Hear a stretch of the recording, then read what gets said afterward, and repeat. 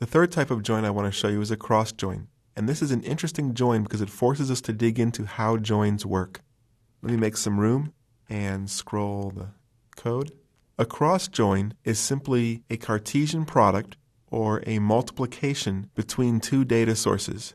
For example, if there's a data source that only has 2 rows in it, we'll call it A and B, and another data source with 3 rows, we'll call those rows 1, 2, and 3.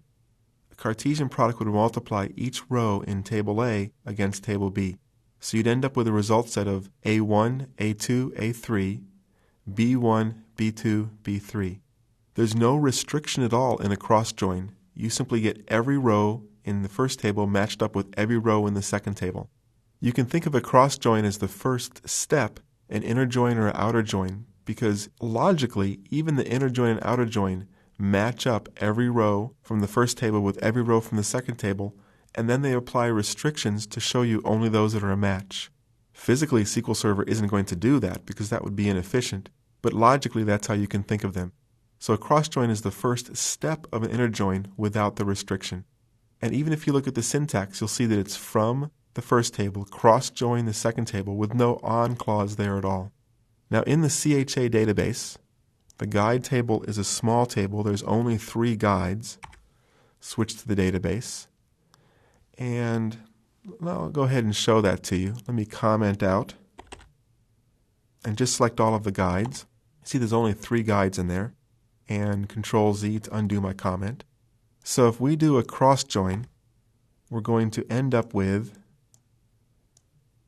here's guide 1 multiplied times each customer, guide 2, and then guide 3.